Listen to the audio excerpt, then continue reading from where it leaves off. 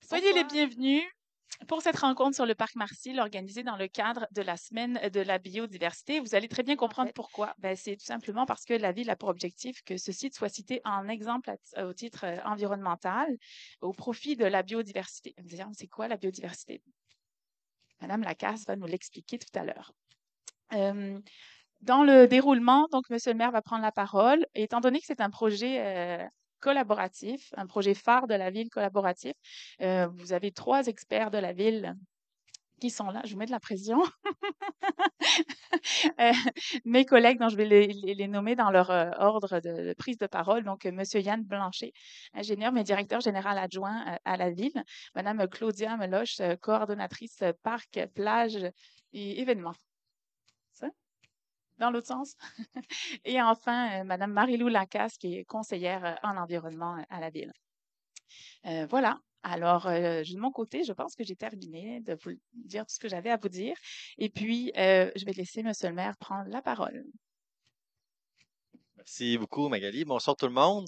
Très heureux qu'on fasse ça le compte. Donc, on avait bien estimé le nombre de places réservées. J'adore faire des activités comme celle-ci, là, où on a du temps en masse pour donner beaucoup de détails, expliquer autrement qu'en deux paragraphes là, dans un article ou un communiqué de presse. Donc, il y a certaines personnes qui étaient là il n'y a pas longtemps lorsque j'ai fait le rendez-vous du maire à Valspec. Rassurez-vous, je vais parler pas mal moins longtemps aujourd'hui. Je vais laisser davantage la place à nos spécialistes parce que, en fait, pour le projet du parc Marcil, le conseil avait une vision, disons un objectif, qu'on a fait descendre donc au niveau de nos spécialistes. Et c'est ce qu'on va expliquer. Donc, une fois qu'on a donné la mission, quel est le meilleur projet qu'on peut réaliser avec l'objectif qui a été déterminé. Donc, lorsqu'on parle du parc Marcil, ben, ça s'inscrit un peu dans la volonté de remettre en valeur bon, nos plus beaux secteurs, entre autres tout ce qui borde l'eau. Donc, Salaberry de Valleyfield, par exemple, tous nos plans d'eau sont maintenant bordés de pistes cyclables. On avait déjà celle dans le parc régional, récemment celle autour de la rivière Saint-Charles et évidemment au centre-ville. Donc, on avait déjà le canal qui va se jeter un peu plus loin dans la baie Saint-François. Donc, depuis quelques années, toutes ces berges-là sont mises en valeur. Donc, ça peut partir du secteur, ce qu'on appelle le vieux canal Est, dans le secteur du Pont-Blanc, donc du carrefour giratoire jusqu'au bureau de poste. Bureau de poste, malheureusement, faut qu'il faut qu'il reste là. Euh, donc, ça a été fait. Donc, piste cyclable, sentier pédestre, tout ça. Là, on s'en vient plus vers le secteur Parc Sauvé et Parc Marcil.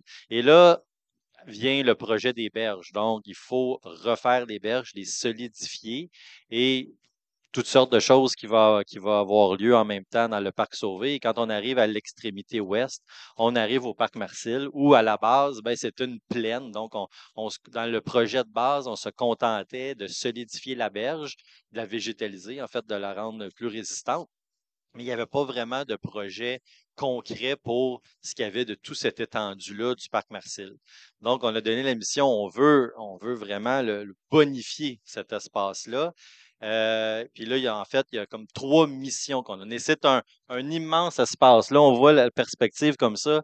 Le projet dont on va vous parler aujourd'hui fait environ 1 million de pieds carrés, là. Si on inclut la langue de terre, le terrain de baseball et tout ce qui reste, donc le secteur plus à l'ouest, là où on trouvait entre autres le rodéo, on parle de 1 million de pieds carrés, le projet. C'est énorme. Et c'est énorme comme parc et c'est aussi énorme en termes de défis. Parce qu'on va l'avoir, on va avoir plus de détails dans quelques minutes. Et voilà.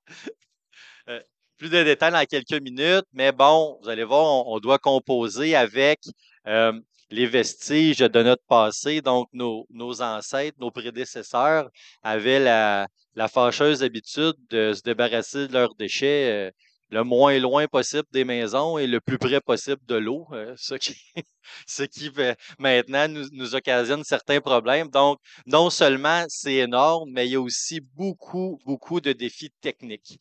Mais néanmoins, ce qu'on a demandé, c'est qu'on puisse répondre à à plusieurs objectifs. Donc, entre autres, pour s'arrimer aussi avec notre planification stratégique. Donc, on dit qu'on veut être une communauté en santé. Donc, on a prévu des espaces plus au niveau récréative ou sportive, donc avec le pump track, certaines plaines. On veut être un milieu attractif, donc on s'arrange pour avoir des infrastructures de haut niveau et on veut également mettre en valeur nos milieux naturels. Donc, puis c'est ça, je pense, qui est le plus beau dans ce projet-là, c'est qu'on tente vraiment de partir du pire terrain imaginable, donc une ancienne décharge, pour en faire le parc le plus majestueux possible et on va vous expliquer dans les prochaines minutes de quelle manière on veut s'y prendre. Donc, tout ce qu'on va vous parler, c'est conditionnel à ce qu'on obtienne les approbations gouvernementales. C'est là qui est de loin notre premier défi. Mais bref, le but aujourd'hui, c'est qu'en sortant d'ici, vous puissiez vraiment comprendre nos intentions. Quelles données on a prises en compte pour arriver à cette conclusion-là et qu'est-ce qui nous reste comme défi pour d'abord avoir nos approbations et ensuite pour pouvoir réaliser le projet. Donc, je vous souhaite une excellente présentation. Merci beaucoup. Merci, M. le maire. En fait, moi, je vais avoir la tâche de vous présenter un petit peu l'état de la situation, l'état des lieux dans le dossier du parc Marcel, mais plus globalement pour le dossier de la baie Saint-François. On va faire une petite entrée en matière dans le dossier du projet majeur, qui est le projet de la stabilisation de la baie Saint-François. Vous voyez sur la carte ici, donc, le projet touche l'ensemble des rives de la baie Saint-François. Vous voyez donc l'ensemble du pourtour de la baie, comme vous savez, va être stabilisé. On a fait des présentations sur ce dossier-là. Il y a eu énormément d'études qui ont été réalisées. On est à l'étape des plans et défis définitifs. Et quand on voit le parcours du pourtour de la baie, bien, ça nous amène finalement au parc Marcel, qui fait partie de ce grand projet-là, qui, comme disait M. le maire, est la continuité de toute la planification des interventions qu'on fait dans notre centre-ville. Donc, ce qu'on a fait le long du canal, le long de la rivière Saint-Charles, c'est ce qu'on appelait la boucle de la rivière. Mais là, on est vraiment dans la boucle de la baie. Puis bon, l'image, là, on le voit bien, là, c'est vraiment le pourtour de la baie. C'est une boucle. Et ça nous amène au parc Marcel. Bref, le parc Marcel, il est particulier, c'est-à-dire que c'est un site qui présente plusieurs forces. Un parc riverain, comme le parc Sauvé, entre autres, là, et le parc Aston. Donc, on a plusieurs beaux parcs riverains. Dans le cas du parc Marcel, ben, il est vraiment unique dans le sens où c'est vraiment le premier parc majestueux qu'on rencontre lorsqu'on arrive dans la baie Saint-François. Donc, c'est vraiment l'entrée nautique de la ville. Comme disait M. le maire tout à l'heure, c'est une surface qui est immense. C'est un immense parc. On parle d'1 million de pieds carrés. Un potentiel 4 saisons. Puis, la vue est vraiment impressionnante sur le lac, sur la baie Saint-François. Comme le montre l'image ici, vous voyez là, que c'est vraiment un des points de vue les plus magnifiques là, sur le territoire. Ce site-là présente quand même plusieurs enjeux, plusieurs contraintes. Puis dans l'ensemble du projet de la baie Saint-François, lorsqu'on a analysé l'ensemble des sites, on a évalué quelles étaient les contraintes. Fait que oui, les berges sont à stabiliser à plusieurs endroits, donc sont instables, mais il y a plusieurs contraintes riveraines qui vont être adressées dans le cadre du projet. Donc, ce qu'on appelle des aménagements contigus. Donc, on en profite pour améliorer, bonifier ces endroits-là. Puis le parc Marcel en a certainement besoin. Donc, on voit que c'est un site de transit essentiellement aujourd'hui. Il y a peu d'aménagements. Puis si les aménagements qui sont là sont désuets, là, donc c'est vraiment à faire. La vocation du parc est vraiment indéfinie actuellement. Il y a des pratiques de différentes activités, mais c'est vraiment individuel et puis pas organisé dans le secteur. Puis c'est un espace gazonné qui est sans intérêt écologique. Hein, donc c'est un espace avec simplement du gazon, des surfaces vraiment pas nivelées.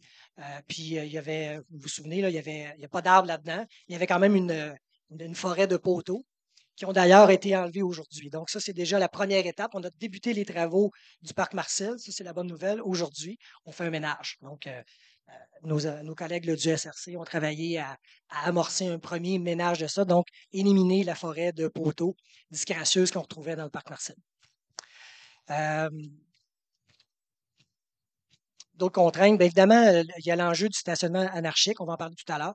Donc, il y a une rampe de mise à l'eau actuellement dans le parc Marcel. Il y en a une également là, à la marina. Et ce qu'on voit aujourd'hui, ben, c'est du stationnement anarchique un peu partout dans le parc Marcel. Et puis ça, ben, ça pose différents enjeux au niveau de la sécurité, entre autres, pour ces endroits-là. des bernaches nombreuses, comme beaucoup sur le territoire, mais on sait que la bernache aime beaucoup les espaces dénudés, comme la grande plaine qu'on retrouve dans le parc Marcel actuellement. Donc, les endroits pas aménagés, c'est propice à ce que la bernache s'installe et on la retrouve en grand nombre là, dans le parc Marcel. Puis finalement, le dernier enjeu, comme disait M. le maire, puis qui est majeur dans ce cas-ci, c'est vraiment le fait que ce soit un ancien site d'enfouissement. Donc, oui, c'est un ancien dépotoir et malheureusement, ce site-là n'est pas bien recouvert. Donc, les enjeux qu'on retrouve, c'est qu'on a énormément de biogaz présent dans le sous-sol et le recouvrement est insuffisant. Donc, on a des déchets qui sont à proximité de la surface. Donc, c'est vraiment pas un site qui est idéal pour faire des aménagements. Et ça va rendre le travail, c'est ce qui est en cours actuellement, un travail d'optimisation. Parce que ce qu'on va chercher à faire, c'est de créer les aménagements qu'on a imaginés en limitant les remblais, puis en limitant également les déblais qui vont coûter quand même très cher. Donc, c'est pas pensable dans ce parc-là d'excaver l'ensemble des déchets puis de les enlever de là. Donc, on va chercher à créer des espaces et donc de venir faire du nivellement, mais sans quand même pas recouvrir, amener des tonnes et des tonnes de matériaux sur le site. Le parc, les différents enjeux, on a parlé tout à l'heure des différents enjeux, on peut le diviser en deux, le parc Marcel. La portion Est et la portion Ouest. La portion Ouest, on retrouve actuellement le terrain de baseball, la rampe de mise à l'eau, et la portion Ouest, c'est la plaine qu'on retrouve actuellement, qui n'est pas aménagée, qui a eu à l'époque un rodéo, il y a du camping, des régates et ces choses-là. Aujourd'hui, on va se concentrer quand même sur la portion Ouest, mais moi, je vais parler un peu quand même de la portion Est. Pour la portion Ouest, ce qui a été imaginé au début du projet, dans les concepts qu'on a présentés puis les enjeux, ça demeurait une plaine. On l'a appelé plaine événementielle, on lui a donné toutes sortes de noms, mais ce n'était pas vraiment encore final ce qu'on voulait avoir. C'est là que le conseil, M. le maire en parlait tout à l'heure, a donné le mandat au service de la ville de venir faire quelque chose avec ça. Puis on a profité pour faire un exercice différent de conception ou d'imaginer ce qu'on aimerait avoir dans cet espace-là. Donc, on a fait un exercice de réflexion collaborative. C'est un beau mot, là, mais tout ce que ça dit, en fait, c'est qu'on a réuni l'ensemble, la majorité des services de la ville, les différentes expertises qu'on a au sein de la ville, des élus. La direction générale est impliquée et on s'est fait accompagner d'un designer urbain qui a tout simplement nous a permis de canaliser les différentes idées, les différentes intentions dans un concept d'aménagement. Donc, c'est ce que ça a permis de faire. Et c'est un concept qui est vraiment réfléchi et qui touche plusieurs expertises. Donc, ce n'est pas quelqu'un en ingénierie, un ingénieur qui a pensé à ça, ce n'est pas seulement un aménagiste, c'est vraiment l'ensemble des services avec les différents besoins et les différentes volontés du conseil qui ont été mis sur papier avec des esquisses d'aménagement. Donc, c'est vraiment un exercice qui est particulier, qu'on n'a pas fait souvent ici à Salaberry d'Alleyfield, mais je pense qu'on va retenir l'exemple parce qu'elle donne vraiment des résultats très intéressants. La démarche, on s'est rendu là, actuellement, cette démarche-là, on est rendu au plan de vie définitif et la partie la plus difficile, l'obtention des autorisations environnementales pour la réalisation de ce projet-là. Je ne vous cacherai pas que à ce stade-ci, si on recule il y a 2 ans par rapport à aujourd'hui, on réalise que l'exercice est pas mal plus complexe qu'on pouvait se l'imaginer. Donc, les enjeux de caractérisation, puis tout ce qu'on va devoir démontrer pour être en mesure de réaliser les aménagements qu'on a imaginés, c'est énorme. On est rendu à au-delà de 200 sondages dans le parc Marcel qui ont permis de caractériser, oui, les déchets, la position des déchets, mais également les biogaz, l'eau souterraine, donc énormément de caractérisation et c'est pas fini. Donc, on continue d'en faire parce qu'il y a énormément de questions qui vont venir du ministère. On a des experts, là, vraiment, la fine pointe là, dans le domaine des biogaz qui nous accompagnent actuellement. Et avec eux, on progresse, mais ça va être un chemin assez difficile, puis on le sait déjà là, à ce stade du projet. Qu'est-ce que ça va donner, ce projet-là? Je vais commencer par la portion, en fait, comme je disais tout à l'heure, ça a été divisé en deux. On peut diviser en deux, donc la portion Est et la portion Ouest. Et moi, je vais m'attarder un petit peu plus sur la rive et la portion Est. Bon, la rive fait partie du grand projet de la baie Saint-François. Je vais en parler tout à l'heure des échéanciers, mais il y a actuellement une démarche d'étude d'impact, puis on a eu une consultation ciblée et tout ça, qui va nous mener à un décret gouvernemental pour la stabilisation des berges de l'ensemble de la baie Saint-François.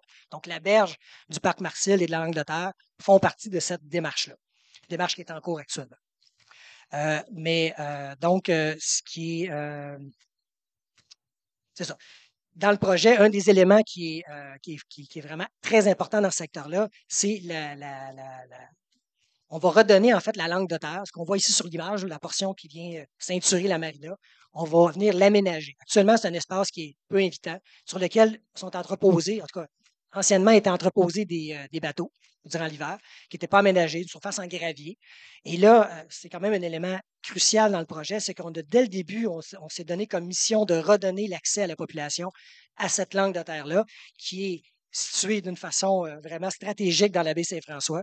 Et en fait, le projet, ce qu'il prévoit, c'est de faire euh, un aménagement, parce que, en fait, c'est surtout les bandes riveraines qu'on va venir revégétaliser, donc remettre de la végétation dans ces bandes riveraines-là et réaménager les sentiers, tout ça, donc créer des espaces publics qui vont permettre d'inviter les gens à s'approprier ce lieu-là, qui est vraiment magnifique.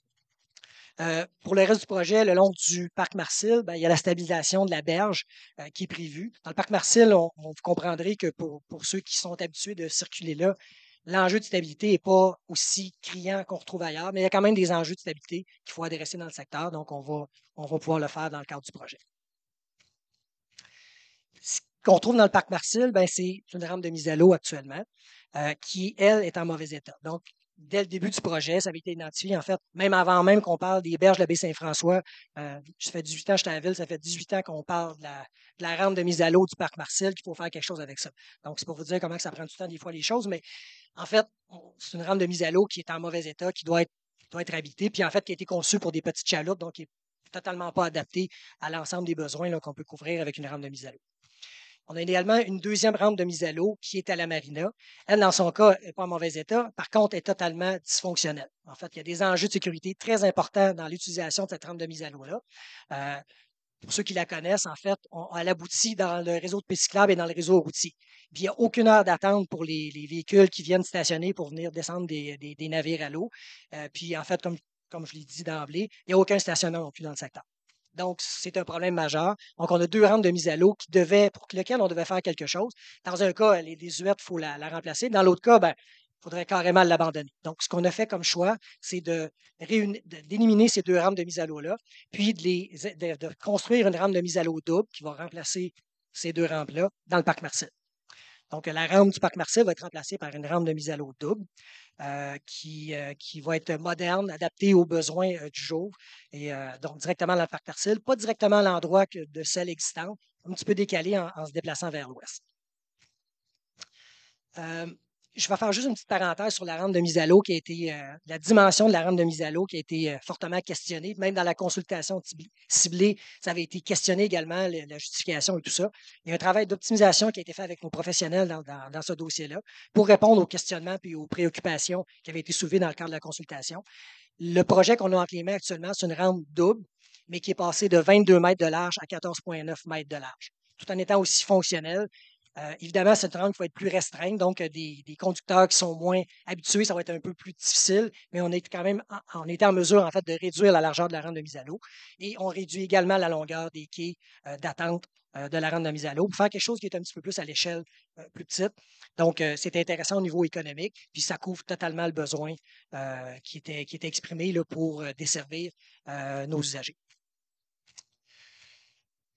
Ce qui vient avec une rampe de mise à l'eau, malheureusement, il faut stationner les remorques. Donc, si on veut avoir une rampe de mise à l'eau, il faut faire quelque chose avec les remorques. Ce qu'on voit aujourd'hui, on le voit sur l'image ici, c'est du stationnement anarchique, donc des stationnements partout, puis de façon illimitée. Donc, on trouve des remorques stationnées dans les rues avoisinantes, autour de la marina, dans la piste cyclable, puis dans le parc Marcille, n'importe où. Donc, actuellement, il n'y a aucun contrôle, en fait, sur ça. Donc, ça pose des enjeux de sécurité quand toutes ces belles remorques-là se mettent à se déplacer. Et évidemment, ça ne pose aucune limite à l'utilisation de la rampe. Donc, ce qui est prévu dans le projet, c'est de venir, si on voulait parler de dénombrement, en fait, l'espace qui est nécessaire pour le stationnement des remorques, ce qu'on est en mesure de compter des belles journées d'été, on a atteint jusqu'à un maximum de 90 remorques stationnées un peu partout de façon anarchique. Donc, le chiffre qu'on a en tête actuellement, le dénombrement qu'on a, c'est environ 90 remorques qu'il faudrait stationner. C'est ça l'espace qu'on a besoin. Le stationnement que vous voyez ici, il a évolué énormément depuis le début du projet. Donc, au début, on avait un stationnement qui était beaucoup plus grand. On a fait le dénombrement, on a réduit le stationnement. On a fait la réflexion pour la portion ouest du parc Marcille. On est arrivé à la conclusion, vous allez voir tout à l'heure, qu'on devait créer un nouvel accès au parc Marcille, qui est le prolongement de la rue Victoria. Donc, on venait encore une fois restreindre le stationnement. Dans les différentes réflexions qu'on avait faites pour libérer la langue de terre, il y avait été question d'entreposer des navires là durant l'hiver, donc pour libérer la langue de terre, de stationner des bateaux là. C'est plus dans les plans actuellement. Donc, vous voyez qu'il y a un paquet de contraintes qui ont été enlevées dans le projet, ce qui fait qu'aujourd'hui, on se retrouve avec un stationnement. Oui, ça va prendre un stationnement qui va occuper l'espace du terrain de baseball qu'on voit actuellement. Donc, on pense être en mesure d'utiliser cet espace-là. Par contre, en termes d'aménagement, le fait qu'il n'y ait plus de bateaux de stationner là durant l'hiver, on ait seulement des remorques à stationner là, ça donne toute la latitude à faire un aménagement qui est beaucoup plus vert. Dès le début du projet, on a cherché à aménager un stationnement vert. Mais là, maintenant, on a toutes les possibilités de le faire de façon très facile parce que c'est un usage qui va se faire seulement dans la période estivale. Donc, on peut imaginer des surfaces gazonnées, des gazons renforcés sans problème dans un site comme ça. Donc, c'est la beauté de la chose. On va se retrouver qu'un projet qui est beaucoup plus simpliste, qui va être beaucoup plus environnemental, mais qui va être surtout beaucoup moins coûteux. Donc, ça, c'est des bonnes nouvelles sur tous les plans. Et donc, l'image que vous voyez ici, c'est un stationnement conventionnel, mais vous pouvez imaginer que ce n'est pas ça du tout que ça va avoir l'air dans le concept final. On n'est pas au niveau des plans de définitifs. Il y a plusieurs choses à attacher au niveau, je parlais tout à l'heure des enjeux des biogaz. Je peux vous dire qu'actuellement, dans l'état actuel des choses, avec le ministère de l'Environnement, de construire des surfaces imperméables sur un ancien site d'enfouissement, ça ne sera pas facile. Donc, c'est une des contraintes aussi qui mène à la conclusion qu'entreposer ou faire des usages 12 mois par année sur un site comme celui-là, ça va être difficile. Donc, oui, on a prévu des chemins d'accès, on a prévu des choses comme ça, mais il va falloir se limiter énormément dans les surfaces imperméables. Donc, c'est une contrainte là, qui vient vraiment, c'est intrinsèque au site. Je cède la parole à ma collègue Claudia Meloche qui va vous faire une visite guidée, un tour guidé du magnifique espace à l'ouest là, qui va être aménagé dans le parc Marcel. À moi, tous les honneurs. Merci, Anne.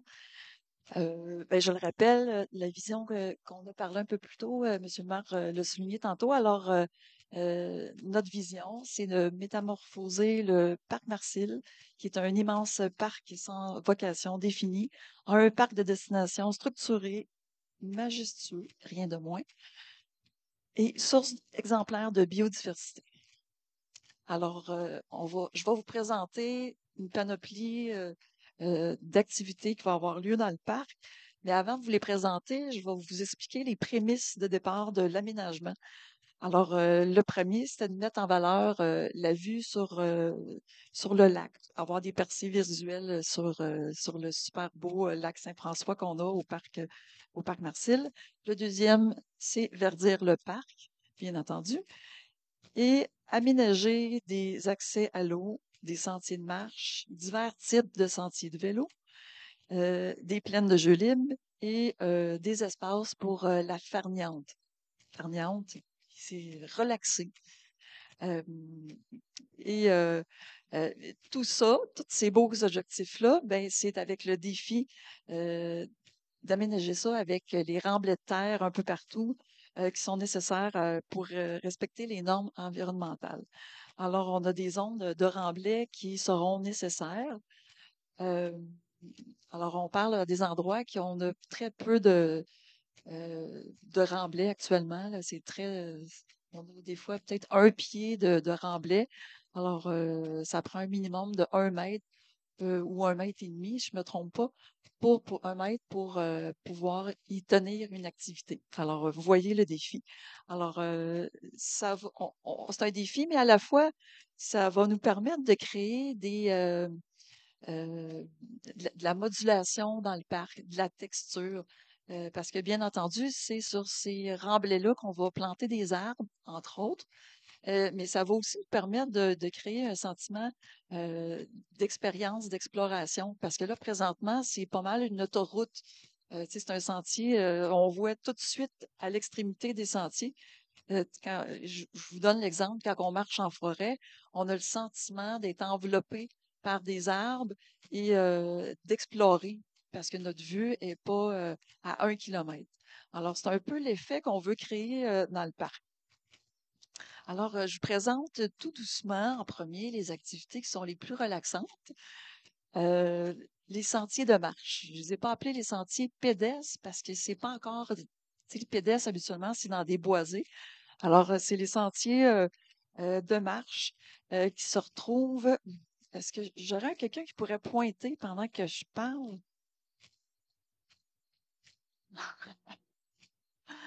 merci. Tu sais, dans Tout le monde en parle, là, comment il s'appelle? Merci, Manon.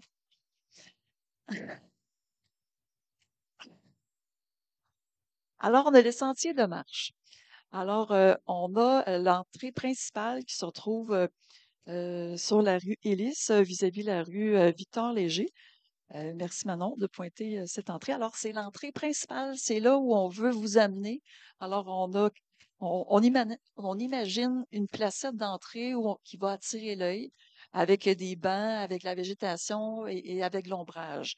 Alors, on s'en va en ligne droite. Alors, c'est un sentier qui mène jusqu'au bord de l'eau.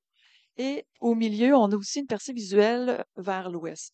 Alors, sur ces deux sentiers-là, c'est des lignes droites pour permettre la percée visuelle à partir de la rue Élis. On veut continuer à voir le coucher de soleil. Et on a d'autres sentiers aussi qui sont plus au milieu du stationnement, à la droite, et puis qui s'en va vers la rue Lynch. Non.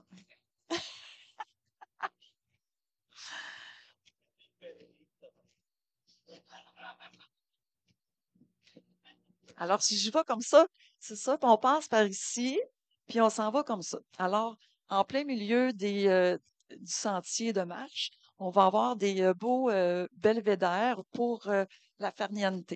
Alors, pour discuter, pour se rassembler, pour relaxer. Alors, ici, en plein milieu, on a une petite placette. Quand on dit une placette, ça veut dire que c'est un aménagement où il y a des bancs, où on peut discuter, lire un livre et observer la biodiversité. Et on a un autre au milieu, un autre belvédère en plein milieu qui sera un peu plus grand. Quand je parlais tantôt des remblais, il y en a un peu partout. Je vois c'est les petits, c'est ça, c'est les petits remblais que vous voyez un peu partout. Alors, c'est des remblais qui, euh, qui sont là pour l'instant, mais étant donné qu'on n'a pas les résultats de tous les tests de biogaz, ben, ils risquent de changer. Alors, vous voyez, là, ce que vous voyez présentement, c'est un plan à 50 à 70 d'avancement. Alors, c'est toutes des peut-être. Alors, on travaille avec, là, on a statué sur les sentiers pédestres que je viens de vous parler, mais il va y avoir des remblais un peu partout, mais on va contourner les remblais. Alors, ensuite de ça, on a des sentiers de vélo. Alors, je vous amène à une autre étape. Le vélo, qui est déjà un parc qu'on connaît tous. On a la route verte qui passe par là. On a des touristes qui viennent un peu partout du Québec et d'ailleurs, espérons-le, qui viennent au parc Marcel, mais c'est plus un transit présentement qu'une destination en soi. On est reconnu dans la Montérégie, dans le Surroi, plus particulièrement pour nos pistes cyclables, pour nos pistes qui sont plates, pas plates, là, plates, sans dénivelé, et qui sont toujours en bordure de l'eau. Alors, merci. Alors, on imagine, c'est la route verte, hein, je pense que je l'ai dit, en tout cas, là, je le dis, la route verte passe déjà par là. Alors, on a pensé aux cyclistes qui arrivent par ici, par la rue Beaulac, qui s'en vont contempler le bord de l'eau. Mais on a aussi un sentier express pour les gens qui vont travailler puis qu'il faut qu'ils arrivent à l'heure au travail le matin. On a le petit sentier express pour aller rejoindre tout de suite, on continue, la rue Victoria. Non, on continue comme ça, oui. On continue la rue Victoria. Alors, on a deux types de sentiers. Alors, on a le sentier express et on a le sentier qui est plus contemplatif. Alors là, je monte à un autre niveau. On a dessiné des sentiers qui sont plus sinueux, qui a des courbes et des dénivelés. Pour le plaisir, pour pratiquer nos dextérités. Nos enfants, des fois, c'est le fun en famille, ils sont moins habiles, mais c'est le fun d'expérimenter des courbes au lieu qu'ils expérimentent ça sur la rue Victoria, là, tu sais, à côté de la rue, à côté de la marina, là, tu sais, puis ils font du slalom là, entre les bollards. Là. Alors, c'est un sentier pour monsieur, madame, tout le monde qui veulent expérimenter. Alors, je monte d'un cran supplémentaire. Vous voyez un peu le crescendo de ma présentation. J'arrive pour une activité de vélo qui est le pump track. Alors, le pump track, c'est quoi? Est-ce que vous savez c'est quoi? Est-ce qu'il y a des gens dans la salle qui savent c'est quoi? Oui! On a au moins un. Yeah! Alors, un pump track, c'est un circuit fermé de sentiers qui a plein de courbes, il y a plein de niveaux, il y a plein de hauteurs. Que le principe, c'est de pomper. Alors, pompe pour pomper, track pour sentier. Alors, en, euh, en faisant des flexions avec les bras et les genoux, que Magali me dit qu'il était pour mimer tantôt. Alors, le principe d'un pump track, c'est qu'on n'a pas besoin de pédaler. Alors, à force de l'utiliser, on prend de plus en plus de la vitesse et on prend de plus en plus de l'amplitude sur le côté des courbes.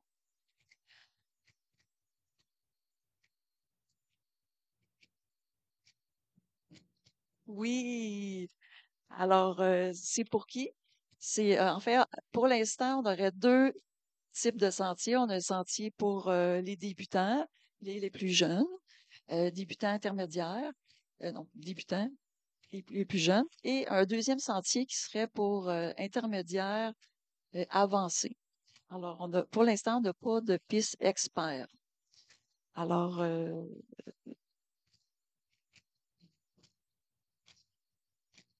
je change pas. Alors, c'est un grand terrain de jeu pour tous.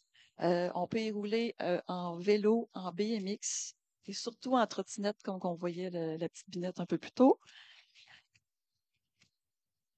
Une draisienne, des planches à roulettes, le patin à les patins à roues alignés et même les fauteuils roulants. Alors, vous riez, mais c'est important que ce soit un sport adapté à tous.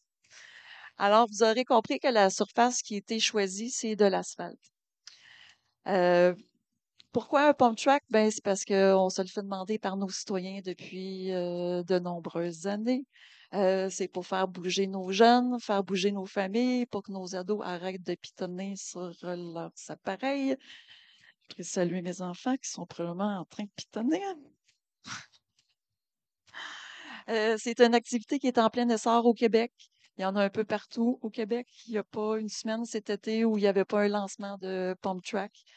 Euh, c'est euh, c'est audacieux comme structure et on est une ville audacieuse. Alors, pourquoi pas? Alors,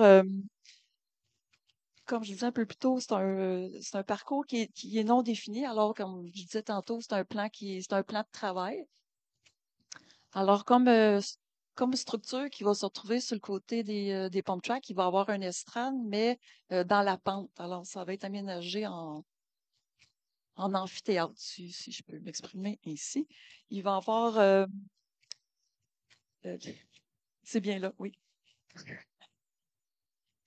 Il va y avoir un abreuvoir dans ce coin-là. Il va y avoir un appareil pour réparer les vélos qui va être aussi utile aux cyclistes.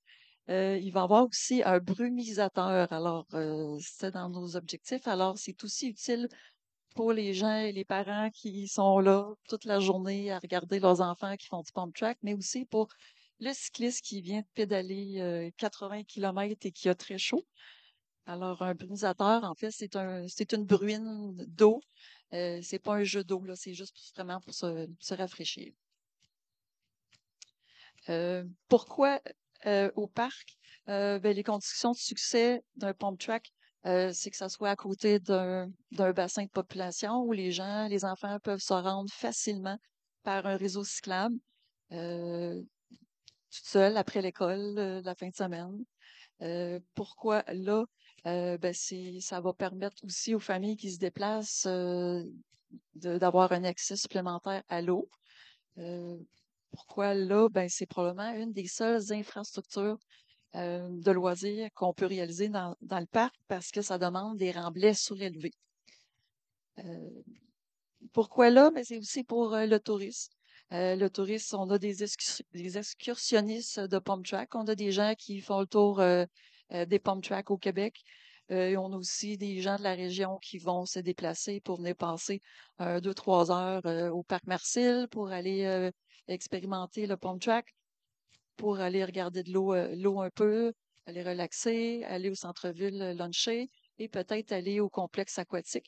Alors, on a déjà un offre euh, touristique, mais là, on vient encore plus l'affiner. Ça vient encourager nos commerces au centre-ville. Et puis, c'est une plus-value pour nos citoyens. Alors, imaginez le touriste qui n'est pas venu depuis 3-4 ans, il arrive dans le parc Marcil, il y a 3 chouettes sentiers qui s'offrent à lui, ça va être complètement flyé.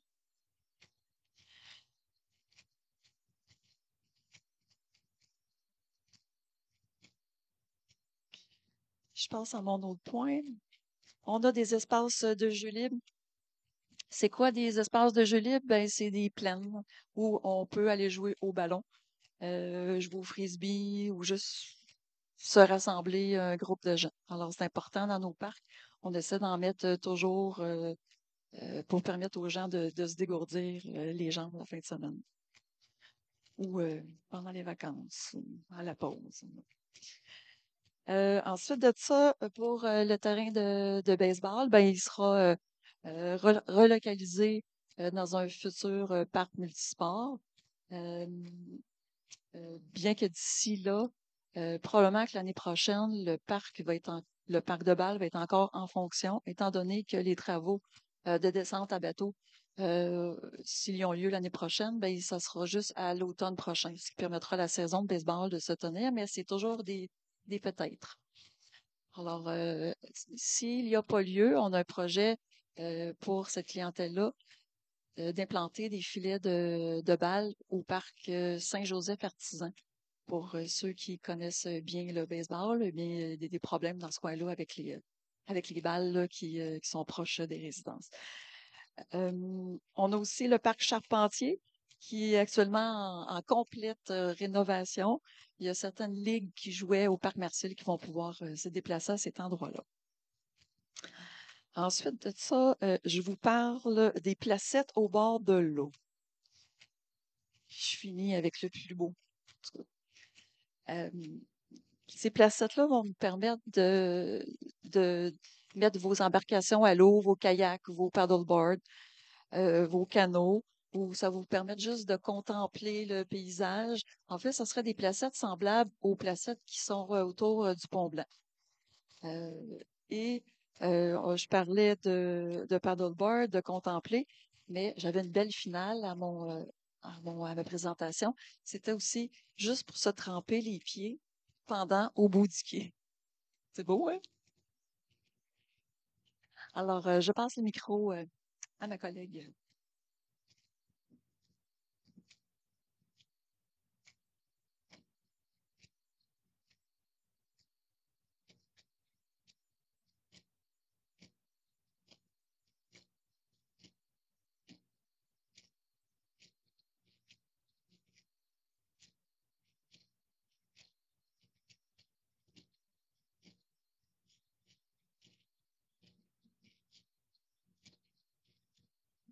Bonsoir. Donc, on a vu le parc Marcil a plusieurs usages, a plusieurs potentiels inexploités aussi. Moi aussi, je vais devoir m'adapter au micro. Contrairement aux autres, je n'ai pas d'expérience de karaoké en plus. Donc, un des usages ou un des potentiels inexploités du parc Marcil qui est peut-être moins évident, c'est le potentiel d'espace pour la biodiversité.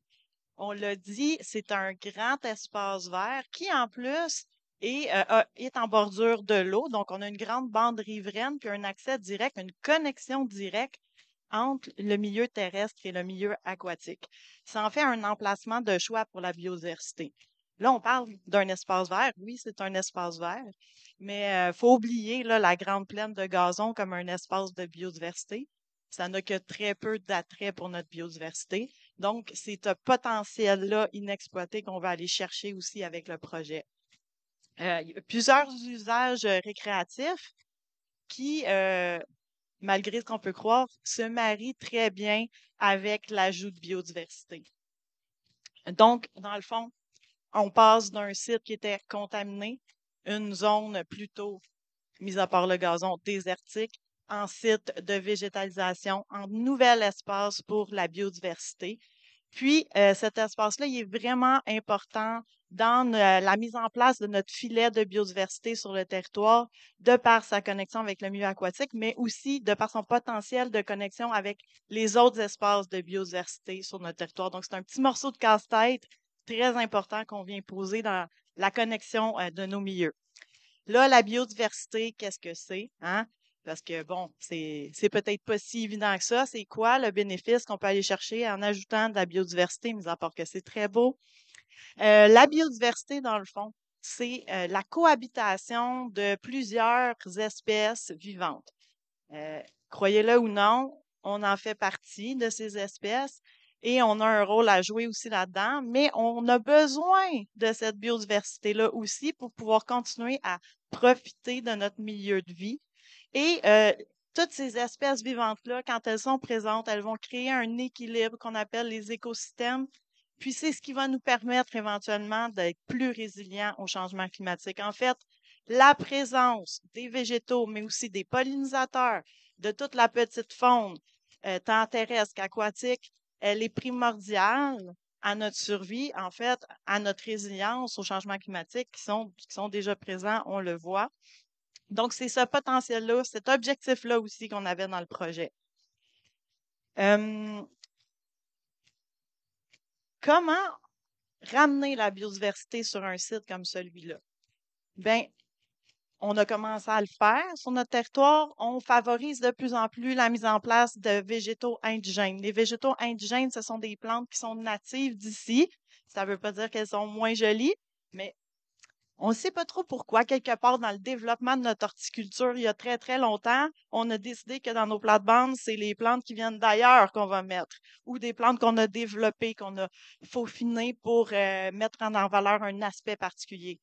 Mais ces espaces végétalisés-là, si on y ajoute les plantes indigènes, bien, on crée des habitats aussi. Donc, c'est ce qu'on veut faire. Donc, tous les aménagements paysagers du parc Marcille vont être majoritairement indigènes, mais en plus, on veut aller mettre en valeur certaines de nos plus belles espèces indigènes. Donc, chacun des aménagements va mettre en valeur une espèce en particulier de toutes les strates, des arbres, des arbustes, des plantes herbacées.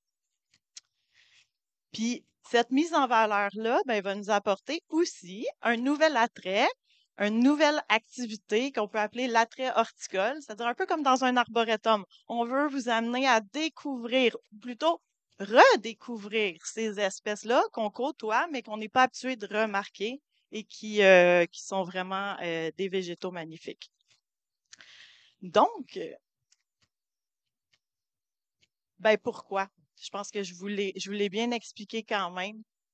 Parce qu'en 2022, on ne peut plus faire des espaces verts comme on le faisait avant. Il faut apprendre à cohabiter pour mieux apprendre aussi à se connaître, puis à s'apprivoiser, puis à apprécier cette nature-là que l'on doit ramener dans nos villes. Donc, dans le parc Marcille, on va avoir plusieurs aménagements. Manon pèse sur le piton, merci. Comme on l'a dit, par contre, là, on a des placettes qui sont des entrées. Dans ces placettes-là, on va y aller beaucoup plus avec des aménagements de type horticole, c'est-à-dire on va continuer de valoriser les espèces indigènes, mais on va avoir des arrangements beaucoup plus organisés, très ordonnés, puis on va aller chercher une floraison, des couleurs. On va faire des choix beaucoup plus pour l'esthétisme. Ensuite, dans les buts végétalisés, on veut vraiment offrir aux citoyens la chance d'avoir plusieurs expériences nature en cours de promenade. Donc, proche de la rue Victoria, en début de parc, on a des grandes buttes végétalisées. On veut donner une expérience de promenade emboisée dans ces buttes-là. Donc, on va venir maximiser la canopée, ça veut dire planter beaucoup d'arbres. On va maximiser la plantation d'arbres. Les arbres seront la vedette de ces aménagements-là. Mais on va aussi rajouter des strates arbustives et herbacées qui vont être des plantes plus de mi-ombre et ombre parce qu'on va être dans un aspect boisé. En plus, je tiens à dire que dans le projet, on va planter plus de 100 arbres aussi. Hein. Donc, on vise aussi à augmenter notre forêt urbaine. En plus, dans nos aménagements de boisés, on va venir intégrer, puis là, ça, souvent, on oublie de le faire. Je vous invite à le faire chez vous. Vous allez voir les résultats après. On va venir intégrer du matériel inerte, comme on voit dans les boisés, des roches, des troncs d'arbres creux, des branches. Pourquoi? Parce que on veut rendre ce milieu-là attrayant pour la biodiversité, pour les pollinisateurs, pour la faune, pour les insectes, pour qu'ils viennent le coloniser. Donc, dans les buts végétalisés, on va vraiment viser un aménagement plus désorganisé, puis on va laisser la nature aussi contribuer à cet aménagement-là éventuellement. Si on veut que la nature revienne se réapproprier le site, faut pas prendre toutes les décisions à sa place. Donc, on va la laisser choisir aussi les prochains végétaux qui vont s'intégrer, puis on va vraiment avoir un aspect plus de renaturalisation. Ensuite, quand on va progresser vers le centre du parc, on va avoir d'autres buttes végétalisées qui, cette fois-ci, vont mettre en valeur un peu plus la strate arbustive et la strate herbacée. C'est-à-dire, on va planter encore des arbres, bien sûr, mais comme on veut mettre en valeur les végétaux de lumière, on va être un peu plus dégagé, puis on va y aller vraiment plus avec des arbustes, des plantes herbacées. Puis, finalement, on progresse parmi les plaines, et je tiens à dire, les plaines de jeu, on va essayer de mettre en valeur aussi la pelouse écologique, la pelouse fleurie, puis progresser vers la rive, qui est naturellement un des principaux attraits esthétiques de ce parc-là. Donc, on va vouloir mettre l'accent dans nos buts végétalisés sur les plantes de rivage, les plantes herbacées. Donc, toujours en valorisant notre flore indigène. Fait que finalement, dans le parc Marcille, on veut venir rajouter cette zone de biodiversité-là dans notre filet de biodiversité pour favoriser la connexion entre le milieu aquatique, le milieu terrestre et éventuellement tous nos corridors écologiques sur le territoire. Mais on veut en faire un espace d'observation, puis même je vais aller encore plus loin. Un espace où on va réapprendre à apprivoiser la nature en ville, à mieux la connaître, puis les citoyens auront la chance, ce qui est très rare, là, de voir l'évolution de cette végétalisation-là, de voir la biodiversité s'implanter parce qu'il va en avoir encore plus que ce qu'on a mis. Les oiseaux vont venir, vont nous rajouter des semences. Donc, vous allez pouvoir participer, voir cette évolution-là et j'espère réapprendre à aimer d'avoir la nature en ville avec vous. Donc, c'est pour ça que le Parc Marcille, ce sera pour nous un projet différent, exemplaire. Un projet fort, oui. Brièvement, on va terminer avec le calendrier. Je vous en ai parlé un petit peu tout à l'heure. Pour le moment, c'est difficile. J'étais très optimiste en 2014 quand on a commencé à travailler sur ce dossier-là. Bon, j'avais pas beaucoup de cheveux gris, j'en ai plus maintenant. En fait, c'est pas seulement des mauvaises nouvelles, il y a quand même des choses qui ont débuté. Je vous ai dit tout à l'heure qu'on a commencé déjà dans le parc Marcille à faire le ménage. C'est une première étape.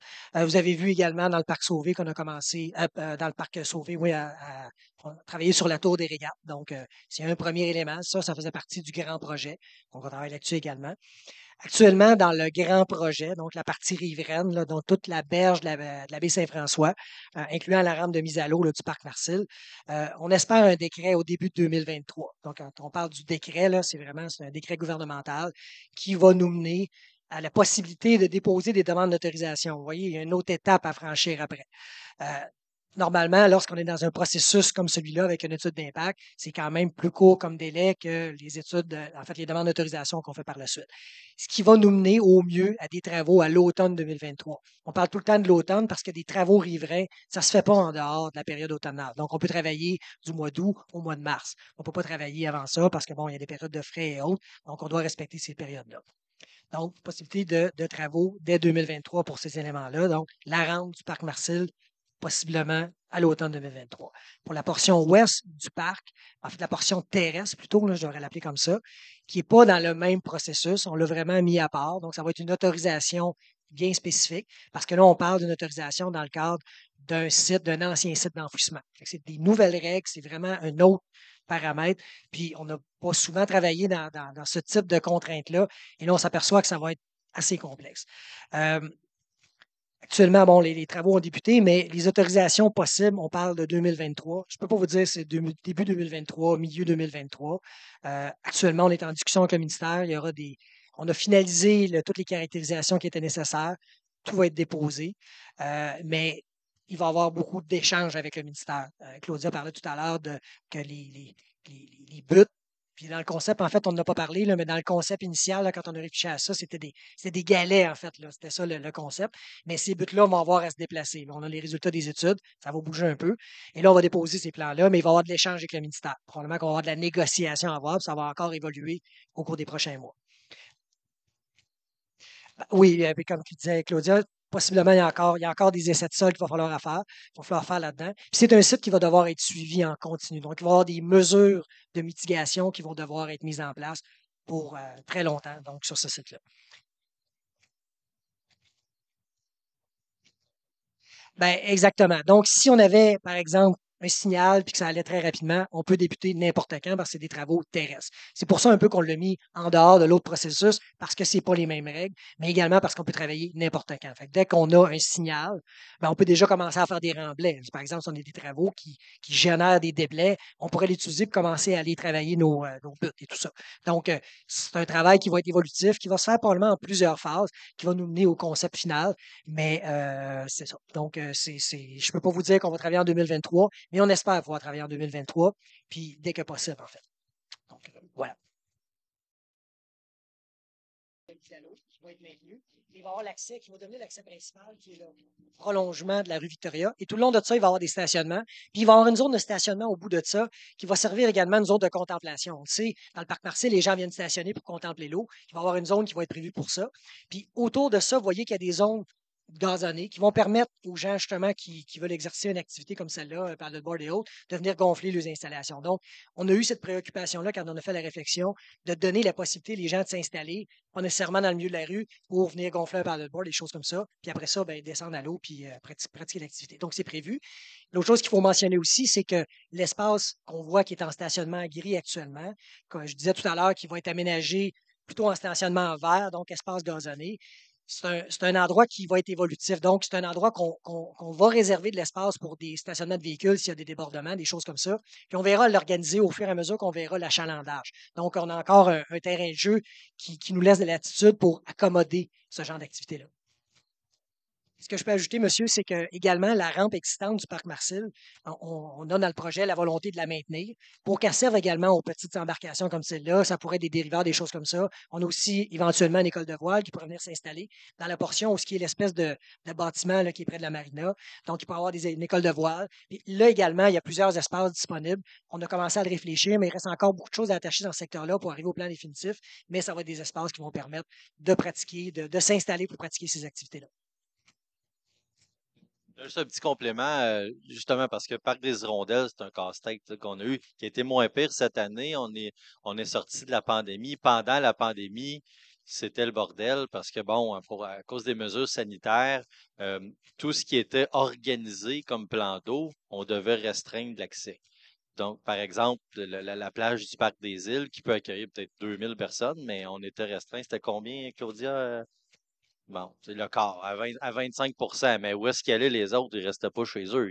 Ils se trouvaient des places improvisées. Et là, le parc des Hirondelles, qui est vraiment d'une grande beauté, mais qui est tout petit et qui est pas dans un secteur adapté pour recevoir beaucoup de personnes. Donc, il a été découvert là, à la fois par certains campus valenciens et beaucoup de gens d'ailleurs. Et là, beaucoup de conflits d'usage là, parce que c'est pas fait pour accueillir autant de gens.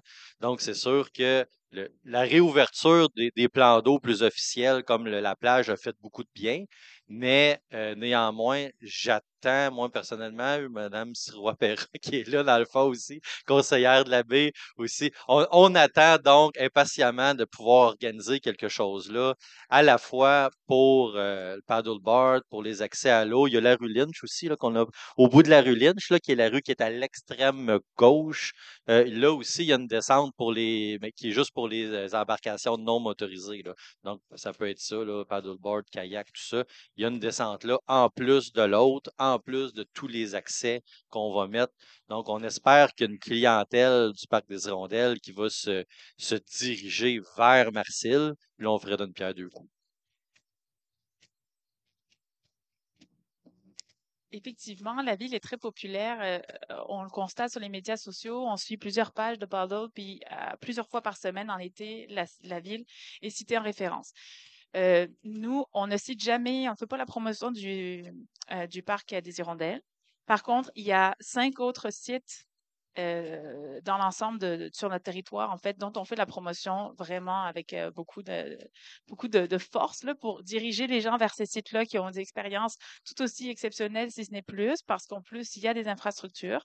Euh, les gens, ils viennent. Alors, on n'a pas le choix de trouver le moyen de les accueillir puis de les diriger. Fait que c'est... Non, non, mais je le ferai pas comme ça. Exactement. On est très populaire. C'est une clientèle qui consomme, effectivement. Donc, même d'ailleurs, la plateforme Destination Valleyfield qui s'adresse aux touristes donne toujours des suggestions après votre petite sortie de paddle. Voici en terrasse où vous pouvez aller manger. Donc, on essaye d'en faire le meilleur atout possible. En fait, la réponse à votre première question est relativement simple. En fait, on ne peut pas aujourd'hui, avec les règles environnementales qui existent, créer une plage de toutes pièces à un endroit qui n'a pas de plage. Donc, c'est pas possible de faire ça. En fait, c'est contraire. Jamais on aurait une autorisation pour construire une plage à cet endroit-là. Par contre, ce qui est autorisé, c'est des petites placettes. Puis vous voyez, on a prévu quelques-unes. On le fait à quelques endroits sur le territoire. On parlait tout à l'heure autour du Pont-Blanc. On a eu des percées de quelques mètres d'autorisés, mais c'était même pas possible de faire des grands espaces. Donc, c'est très, très, très limitatif ce qu'on peut faire comme ouvrage comme ça. Par contre, dans le cadre du projet, c'était une volonté de l'ensemble de la baie Saint-François de redonner des accès à l'eau. Actuellement, c'est plutôt informel, donc on va les formaliser. Les gens vont pouvoir descendre à l'eau. Évidemment, ce n'est pas des endroits surveillés. Là. S'il y a des gens qui se baignent, c'est baignade à leur risque, comme on retrouve un peu partout sur le territoire. Mais on a plusieurs accès à l'eau qui vont être créés. C'est vrai dans le parc Sauvé également. Donc, des endroits que ce n'est pas vraiment possible actuellement. Ça va être possible de se mettre les pieds à l'eau. C'est déjà un petit gain, mais de créer une plage de toutes pièces, c'est tout simplement pas possible. Il ne faut pas oublier que dans le secteur, on a quand même une piscine dans le parc Sauvé. Ce n'est pas comme se baigner dans la baie Saint-François, on en convient, mais il y a quand même plusieurs endroits pour se rafraîchir. On est une ville d'eau. Donc, dans le cadre du projet, c'était vraiment l'intention, mais de créer une plage, malheureusement, c'est pas possible. C'est la première chose.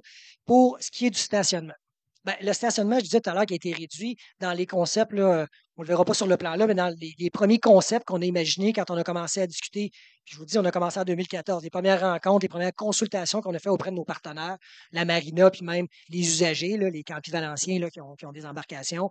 On avait imaginé un stationnement qui était beaucoup plus grand. En fait, on se rendait jusqu'à la rue Hélice. Donc, vraiment, là, on prolongeait plus loin. Là, on l'a réduit, puis on l'a réduit, on l'a réduit. Là, on est rendu en arrière de la rue Victoria. Puis quand je disais tout à l'heure, la dernière étape, c'est que maintenant, on n'envisage plus de stationner de bateau là. Donc, c'est un stationnement l'espace qui est là, le terrain de baseball, on sait qu'on est capable d'accueillir 90 remorques environ. C'est à peu près l'achalandage maximum qu'on a rencontré ici. Fait que c'est quelque chose qui va être évolutif dans le temps parce qu'on n'a plus d'urgence à aménager un stationnement actuellement. On va construire la rampe de mise à l'eau. De toute façon, avec les autorisations qui vont venir, tous les travaux qu'il y a à faire là-dedans, on va certainement vivre une grosse année, peut-être 2, où on ne pourra pas encore aménager rien sur l'espace où est le baseball actuellement. Donc, ça va nous permettre probablement de vivre une saison ou 2 avec une nouvelle rampe de mise à l'eau, puis un endroit gazonné qui est là, qui est existant, dans lequel on pourrait organiser de façon un peu informelle un stationnement pour remorques. On pourra valider l'espace qui est nécessaire. S'il est plus restreint, on pourra peut-être planter plus d'arbres puis améliorer la situation. Donc, ça va être quelque chose qui va être évolutif. On ne veut pas sacrifier des espaces pour stationner des remorques inutilement. Par contre, il faut convenir de l'achalandage qui est là actuellement, qui est d'environ 90 remorques là, dans les points d'estimation. Là. Mais pour la maison des aînés, évidemment, eux ont prévu leurs propres espaces de stationnement. Il va y avoir des stationnements sur rue possibles en façade là, du bâtiment et tout ça. S'il y a des débordements, bien sûr que les gens pourraient utiliser, par exemple, les stationnements de la rue Victoria puis accéder. Ça va lui faire prendre une belle promenade dans le parc Marcel réaménagé pour accéder à la maison des aînés. Ça va être possible, mais on n'a pas le mandat d'aménager des stationnements pour la maison des aînés dans le parc Marcel. Même le dernier, là, on voit mal, mais il y a une espèce de terrain dans la zone grise non bâti qui a été acheté par le Sismo pour faire le stationnement de débordement si ça arrivait. Donc, le Magali, si tu es juste un petit peu à ta droite et tu me montes, ouais, c'est ça. Donc, là, ça va être à eux d'organiser. J'imagine qu'ils vont demander aux employés d'aller là pour garder le stationnement de la visite plus proche, là. Mais ça, c'est en cas de débordement, lors probablement des changements de corps de travail, là, ceux qui arrivent, puis ceux qui sont pas encore partis. Si jamais ça débordait, ils pourraient utiliser ce stationnement-là. Là, présentement, il y a une roulotte, là, ils l'utilisent, ben, ils sont chez eux parce qu'ils sont pas, sont vraiment stationnés sur leur propre terrain. Donc, il est là le débordement. En fait, l'enjeu de sécurité des cyclistes dans le secteur, il est réel aujourd'hui. Là, vous le savez, là, quand on arrive dans le parc Marcel, là, puis qu'on arrive à cet endroit-là, là, c'est vraiment pas aménagé, puis c'est pas clair du tout.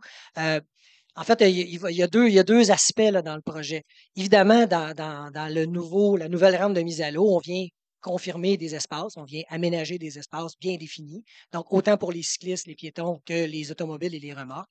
Et le traitement qui va être fait, ça va être un traitement classique d'intersection routière, donc avec des zones d'attente, des zones bien définies, des arrêts et tout ça, des traitements particuliers au sol, par exemple, type intersection surélevée, des choses comme ça, pour bien définir les espaces où il y a de la mobilité active, puis ça doit être respecté.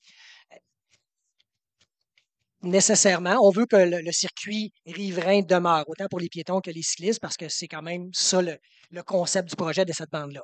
Par contre, quelqu'un qui voudrait, comme le disait tout à l'heure Claudia, c'est qu'on va avoir également maintenant un circuit plus fonctionnel dans le prolongement de la rue Victoria. Donc, on va pouvoir, à partir du bout de la rue Victoria, bifurquer, puis après ça, rejoindre. Fait on va avoir des options. Puis évidemment, après ça, il y a tout le circuit ludique qui existe. Donc, on va avoir plusieurs alternatives, mais le circuit existant, qui est actuellement pas sécurisé, mal balisé et tout ça, va être confirmé. Les espaces vont être bien définis. Puis s'il y a des remorques en attente, ils ne seront pas dans l'espace cyclable, ils ne pourront pas le faire, ça va être marqué au sol. Puis là, évidemment, ben, c'est la sécurité, excusez-moi, je vais le dire, sécurité routière qui s'applique. Donc, par exemple, un véhicule qui arrive sur une intersection puis il embarque sur la zone de piéton, ça ne fonctionne pas, évidemment, il pourra avoir une contravention. C'est le même principe qui va s'appliquer là. Ouais, vous le voyez, là, elle va tourner à gauche, là, ben, en fait, en direction nord, en direction de l'eau, pour aller rejoindre le rond-point, l'extrémité de la rue Victoria actuellement. Donc, on va venir rejoindre le circuit cyclable qui est déjà présent sur la rue Victoria. Évidemment, là, vous voyez là, sur l'image, il y a un trottoir qui est prolongé là. Donc, on peut imaginer sur la rue Victoria actuellement, il y a une piste cyclable, il n'y a pas de trottoir. Donc, dans les plans, c'est d'ajouter un trottoir pour aller rejoindre le trottoir existant qui est beaucoup plus à l'est. Puis bon, ce trottoir-là, on pourra en reparler, il est en très mauvais état, il va falloir le rénover et tout ça. Donc, les projets, c'est pas ça qui manque à la ville, mais oui, c'est dans la vision que la mobilité active elle soit beaucoup plus étendue, autant pour le cyclisme fonctionnel, le cyclisme récréatif, tous les enjeux de sécurité qui sont très présents aujourd'hui. Ben, déjà là, on va le voir cette année. Sur tout ce qui était sur la langue de terre, il y en avait la moitié qui était ni membre de la marina, ni résident. Donc ceux-là, ils vont devoir se relocaliser chez eux, là, je sais pas trop où.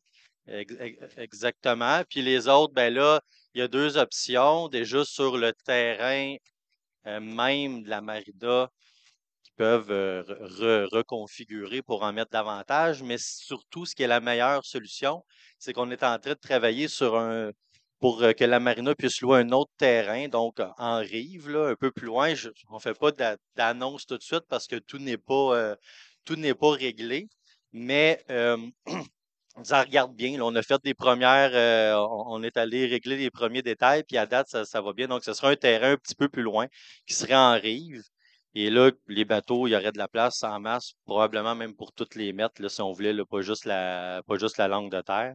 Donc, on pourrait même minimiser au maximum, en tout cas, minimiser le plus possible le nombre de bateaux qui sont là, parce que c'est quand même environ un demi-kilomètre de berge, hein. Donc, les bateaux, ils sont entreposés à peu près 7 mois sur 12. Donc, c'est un demi-kilomètre de berge que 7 mois sur 12, ça sert à un stationnement à bateau là. Donc, avec un site alternatif, là, ça nous donnerait de belles possibilités. Ah non, jusqu'à il y a peu, on envisageait encore ça, là. Ben, c'était une possibilité. Ça n'a jamais été clair. On a toujours dit on pourrait entreposer des bateaux là. Puis là, de toute façon, avec les contraintes, dès qu'on a vu que ça nuisait au projet, tu sais, on a enlevé, là, c'est-à-dire on va pas nuire à notre projet pour stationner des bateaux, là, tu sais. Donc, ça a été tout de suite, tout de suite, ça a été écarté quand on a vu que c'était une embûche. Donc là, mais si la solution dont je parle se concrétise, ça serait on pourrait non seulement libérer des bateaux de la langue de terre, mais même du reste du terrain occupé par la marina, là, ce qui serait pour libérer le plus possible les percées visuelles sur l'eau qu'on n'a pas ou presque pas 7 mois sur 12. Ben, j'ai une bonne nouvelle pour vous. Ça fait justement partie. C'est les rampes de mise à l'eau, donc les vignettes, c'est géré donc par la MRC. C'est-à-dire qu'on a harmonisé les tarifs de toutes les rampes de mise à l'eau de la MRC. Donc, on peut prendre ben, soit une vignette juste pour la même, mais il y a une vignette qui, pour un résident, en fait, coûte le même prix. On a accès aux 11 rampes de mise à l'eau de la MRC. Et on a eu cette discussion-là l'année dernière au Conseil des maires, puis on s'est dit est-ce qu'on ne pourrait pas moduler tu sais, les tarifs. L'année dernière, il était trop tard dans l'année parce que quand on module les tarifs, il faut changer notre règlement, puis on parle de plusieurs mois. Mais on s'est dit qu'on reprendrait la discussion cette année. Et là, on entre en période budgétaire et je vous confirme qu'un des points qu'on aura à trancher, que j'ai demandé moi-même qu'il soit mis sur la table, c'est est-ce qu'on fait une tarification particulière en fonction de la longueur? Donc, puis c'est sûr. Puis là, toutes les rampes de mise à l'eau à peu près de la MRC sont à refaire. Il y a celle-là. Celle à Saint-Stanislas et celle à Saint-Louis, les deux sont également finies. Il faut qu'on refasse les deux. C'est sûr qu'en fonction de la taille des bateaux, ça n'a pas le même effet, là. Plus c'est pesant, plus ça nuit. Donc, est-ce qu'on module en fonction de la taille? Au moment où on se parle, pardon, je ne peux pas vous confirmer que oui. Je peux vous confirmer, par exemple, que ça va être mis sur la table et c'est le Conseil des maires qui va trancher. Ben, il y en a, en fait, là-bas, il y en a une où sont à Saint-Stan, c'est trop petit, là, la rampe ne peut pas les prendre. Ils sont redirigés vers Saint-Louis. Par contre, c'est le bordel à Saint-Louis. Ils vont stationner plus loin. Puis si vous passez une journée qui fait chaud, là, un beau samedi chaud de juillet, allez vous promener à Saint-Louis de Gonzague, ils stationnent n'importe où dans la ville. Euh, ils vont. Ben, tu sais, je suis constructif, là, je n'ai pas de réponse claire à vous dire. J'enregistre ce que vous dites. C'est sûr que plus le bateau est gros, plus il y a de l'impact sur les berges et sur les rangs. Donc, ça pourrait être légitime de ne pas avoir la même tarification. Par contre, ils vont trouver une place où aller stationner. Fait qu'on veut juste être sûr. Tu sais, dans le fond, là-dedans, ce qu'on essaie de dire pour le stationnement, euh, d'abord, ça offre pas plus de place qu'avant, mais c'est juste qu'on veut le contrôler. Tu sais. On veut pas en faire plus, on veut pas en faire moins. On va essayer d'avoir la taille optimale pour éviter que ça déborde ou on veut pas que ça déborde. On veut pas que ça déborde dans le gazon comme présentement. On veut pas que ça déborde dans les petites rues. Tu sais, c'est ce qu'on a dit, là. On a compté combien il y en avait. On pense que c'est cette taille-là qui est la plus optimale. Si c'est pas le cas, on ajustera. Il faut faire attention pour nos solutions, qu'on ne fasse pas que déplacer le problème, parce que, bon, Saint-Louis, c'est un exemple, c'est ce qu'on voit. Ils sont juste encore plus loin, donc ils sont juste plus proches des résidences. Et là, c'est rendu des petites rues résidentielles, les grosses remorques. C'est un enjeu. Mais bref, je dis pas ça pour dire qu'on veut rien faire. Je dis juste ça pour dire que des fois, c'est un petit peu plus complexe qu'on le pense. Mais on est là-dessus. On est là-dessus. Là où on se situe, on est dans la voie maritime du Saint-Laurent. Là. Donc, il y a même, la ville n'a même pas juridiction, là, en fait, sur l'eau. Et puis même, tu sais, pour restreindre, là, on peut restreindre, si on peut essayer de restreindre les cases de stationnement, mais pas l'accès à l'eau. Là, tu sais. Donc, c'est directement la voie maritime. Donc, c'est sûr qu'ils peuvent malheureusement, même si on souhaite qu'ils viennent pas, ils vont toujours pouvoir venir. Le bruit, à ma connaissance, il n'existe pas de réglementation là-dessus, quoique je demande juste à être démenti si c'est pas vrai. Le problème, c'est que il faudrait que ce soit quelque chose comme la SQ ou la garde côtière qui fasse appliquer ça. Et c'est compliqué là, quand on parle de réglementation de bruit, il faut le prendre sur le fait pendant l'accélération, tout ça. C'est extrêmement difficile à appliquer. Nous, on en a un, par exemple, pour tu sais, bon, on parle encore, là, j'ai juste le mot muffler en tête, mais venez-moi en aide. Les silencieux, merci beaucoup. Euh, donc, tu sais, les silencieux, défectueux, tout ça, bon, le règlement existe, mais il est quand même difficile à faire appliquer. Ça, c'est juste ça le problème. Donc, sur le plan d'eau, les chances que la garde côtière passe en même temps que le cigar boat accélère, là, c'est un petit peu difficile. Sur la vitesse, là aussi, j'ai un autre flash. On a un projet. Bon, ceux qui font du bateau dans la salle, vous savez que c'est tout un enjeu, là, entrer dans la baie. Il faut faire presque un S ou un Z.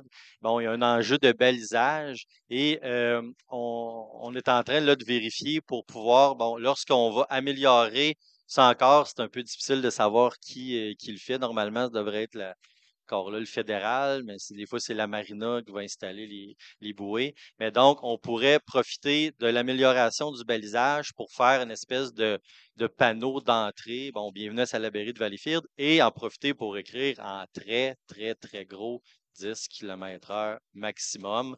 Donc, en même temps qu'on les accueille, on envoie un signal très clair sur la limite de vitesse. Donc, encore là, on essaierait de faire d'une pierre deux coups. L'autre avantage qu'on a quand même depuis, c'est-à-dire que jusqu'avant l'été précédent, la SQ n'avait qu'un seul bateau pour à la fois la baie Saint-François puis le lac Saint-Louis de l'autre côté. Donc, ils se partageaient le bateau. Donc, depuis l'été passé, il y a un bateau chaque bord. Donc, déjà là, il y a beaucoup plus de présence parce qu'ils font à peu près tout le temps la même run. Là, tu sais, c'est l'île Raymond, baie des Brises, la baie Saint-François. Ils peuvent être là à chaque jour. Et à partir de l'année prochaine, on devrait avoir également une moto marine parce que ça, on a parlé des grosses embarcations, mais faut être honnête, là, les problèmes de conflit d'usage qu'on a particulièrement dans la baie, c'est avec surtout les motos marines. Ceux qui dépassent la vitesse, parce que tu sais, les cigar boats, ils roulent vite, mais un peu plus loin. Quand ils sont dans la baie, là, normalement, vous pourrez peut-être que vous avez assisté à des fois où où ils allaient vite, mais c'est surtout quand ils sont loin. Mais là où on a le plus de problèmes de vitesse dans la baie ou près là, où il y a des embarcations non motorisées, c'est avec les motos marines. Puis ce que la SQ me disait, c'est que c'est plus facile d'aborder une moto marine en moto marine. Donc, ils vont avoir leur bateau pour les bateaux. Ils vont avoir également une moto marine pour les motos marines. Fait que là, c'est un autre problème on va jamais s'en débarrasser à 100%, mais au moins, on va avoir plus d'outils pour essayer de lutter contre ça. Ben, en fait, c'est pas tant avec ceux-là qu'on a des problèmes. Puis si on en avait, on l'arrêterait parce que dans la formation que ceux qui louent doivent suivre, c'est très clair. Là, tu sais, sur la première règle, c'est la vitesse, puis c'est de pas se promener c'est pas se promener dans la ville, puis ils sont facilement identifiables ceux qui sont. Mais c'est pas la ville qui loue, mais on permet que quelqu'un en loue en s'installant là. C'est pas ceux-là qui posent problème. Et si ce l'était, on pourrait sévir. Tu sais, on pourrait carrément. Oui, exact, tout à fait. Donc, les motos marines, évidemment, on est mieux quand ils s'éloignent, comme les cigar boats. Puis ceux qui sont loués à Salaberry de Valleyfield, c'est la consigne qu'ils ont. Ils partent de l'autre bord. Mais si on a aussi un patrouilleur qui est là pour faire respecter la vitesse, ça ne peut qu'améliorer des choses. En fait, dans le projet, actuellement, il y a certaines petites activités là, près de la marina, là, certaines petites activités là, de petites réparations, mais c'est le genre d'activité qu'on ne veut pas avoir dans un prêt. Oui, je sais, mais en fait, eux, ils font le petit entretien dans la marina. Ils vont conserver leur petit entretien comme ils font là, mais on ne viendra pas installer près de cette rampe de mise à l'eau-là, cette zone d'entretien-là. Elle va être éloignée, soit dans la marina ou carrément sur un autre site, tout simplement. En fait, Pour la il y a vitesse, deux. En fait, on est conscient qu'il existe ce genre de problématique-là dans l'usage d'une rampe de mise à l'eau. Celle du parc Marcel, actuellement, elle n'a pas une grande, disons, efficacité, là, on va dire ça comme ça. Donc, ça crée de l'attente, ça crée de l'insatisfaction. Là, le premier élément, c'est une rampe de mise à l'eau double avec un quai central puis des quais d'attente de chaque côté. Donc, on a parlé tout à l'heure qu'on l'a réduite, mais c'est quand même quelque chose qui est suffisamment spacieux là, pour permettre la manœuvre là, puis que ça fonctionne bien. Bon, évidemment, après ça, là, s'il y a vraiment des gens qui ont des mauvais usages, puis qui va opérer en fait la rampe de mise à l'eau, parce que ça n'a pas encore été défini. Là. Est-ce qu'on va avoir quelqu'un qui va l'opérer? Il y a tout le contrôle de ça. Il reste des choses à attacher là-dedans. Mais on pense que déjà l'aménagement, la configuration du site avec des aires d'attente et tout ça va faciliter, rendre ça beaucoup plus fluide. Donc, on va éliminer une bonne partie du problème. Là, s'il y avait d'autres enjeux au niveau de ça, ben, on pourrait ajouter des éléments de contrôle, bien sûr. Là. C'est un mot. En fait, là, il y a une certaine forme de contrôle qui est fait pour les vignettes. Donc, c'est les cadets, ce qu'on appelle la Sécurité Park, là, c'est des étudiants, la plupart, qui sont engagés par la MRC, qui font le tour des rampes de mise à l'eau pour s'assurer que tout le monde a sa vignette et pour donner des contraventions à ceux qui se stationnent là sans vignette. Donc, si il y a ces enjeux comme ça. C'est sûr que l'amélioration de la fluidité risque d'améliorer la situation, mais si on avait un cas, comme vous dites, quelqu'un qui s'en sert comme qui, évidemment, c'est pas conçu pour ça. Donc, nos agents de la Sécurité Parc pourraient agir, là. Donc, tu sais, il y a une présence qui est pas constante et permanente, là. On n'a pas toujours quelqu'un sur le quai payé tout l'été pour rester. Mais, mais exact. Puis c'est aussi dans les périodes de pointe qu'on leur demande d'y aller. Fait que, tu sais, on pourrait peut-être. Merci pour cette question-là qui est excellente. En fait, il y a comme trois aspects importants là-dedans. Premièrement, est-ce qu'ils sont en fin de vie? En fin de vie, non. C'est sûr qu'il y a certains abattages qui vont devoir avoir lieu. Projet Marcel ou non, là, éventuellement, dans les 10 prochaines années, il y a certains de ces arbres-là qui sont sous surveillance par nos équipes. Donc, présentement, on peut les conserver, mais c'est vrai qu'il y en a quelques-uns qui sont un peu vieux. Mais c'est certain que ces arbres-là, c'est ce qui fait le charme de cette berge-là. Donc, un des premiers éléments qu'on a discuté dans le projet, c'est de s'assurer de conserver les arbres qui sont présents en berge pour ne pas défigurer cette berge-là qui a vraiment un aspect particulier. Donc, c'est certain que dans ce projet-là, il y a d'ailleurs déjà certaines études qui ont été faites là, pour assurer la conservation des arbres en rive.